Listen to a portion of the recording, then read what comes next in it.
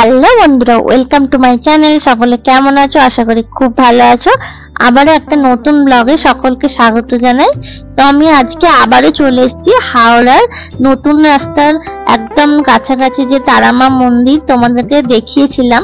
তো আজকে আবার চলে এসেছি, কারণ কালকেই হচ্ছে ফলহারিণী অমাবস্যা। তো আজকে তোমাদের সঙ্গে শেয়ার করছি মায়ের মন্দিরটা খুব সুন্দর করে সাজানো হয়েছে, কারণ তার আগের দিনে এখানে পুজোও হয়েছে। তো চলো মন্দিরটা দেখাবো এবং মাকেও কত সুন্দর করে সাজানো হয়েছে, মায়ের দর্শন করাবো। এবং এখানে যে প্রত্যেক দিন পুজো হয় সন্ধ্যেবেলা, তো সেই পুজোটাও তোমাদের সঙ্গে কিছুটা শেয়ার করব। এই দেখো, এই হচ্ছে মেন মন্দির। তো সকলে তো তারাপীঠ সবসময় গিয়ে পৌঁছাতে পারে না, তো কেউ যদি চাও তোমরা কিন্তু এই মন্দিরে এসে মায়ের দর্শন করে যেতে পারো। ছোট্টর ওপর খুব সুন্দর একটা মন্দির, আর তোমাদের এখানে পুজো দেখতে কিন্তু খুব ভালো লাগবে, মনটা একদম শান্ত স্নিগ্ধ হয়ে যাবে। দেখো মায়ের আরতি শুরু হয়ে গেছে।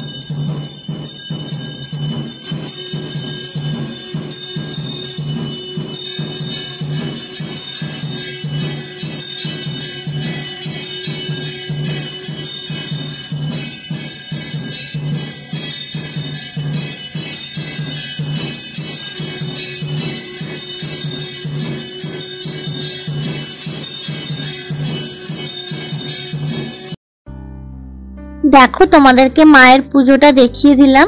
আর দেখো মায়ের ডান পাশে রয়েছে মহাদেবের একটি লিঙ্গ, আর এক সাইডে অর্থাৎ বাঁ পাশে রয়েছে বামাখ্যাপার একটি মূর্তি। আর মাকে দেখো অপূর্ব সুন্দর লাগছে, মাকে খুব সুন্দর করে গহনা পরিয়ে সাজানো হয়েছে। তো সারা বছরই এখানে মা থাকেন। চলো এবার তোমাদেরকে মায়ের পুকুরটা দেখাই। মন্দিরের ঠিক পেছনেই একটা পুকুর আছে, এটাই কিন্তু মায়ের পুকুর। আর পুকুরের চারপাশটা কিন্তু ডেভেলপ করা হচ্ছে, তো আস্তে আস্তে আরো কিছু উন্নতি হবে। আর ওই পাশটা দেখতে পাচ্ছ, ওখানে কিন্তু মায়ের যে সতীপীঠ গুলো আছে সেগুলো কিন্তু দেয়ালের মধ্যে পোস্টার করে লাগানো আছে। আর এই হচ্ছে মন্দিরটা। প্যান্ডেলের কারণে সামনের দিকটা তোমাদের অতটা ভালো করে দেখাতে পারলাম না। এই দেখো শক্তিপীঠ গুলো এই সাইডেও কিছু লাগানো রয়েছে।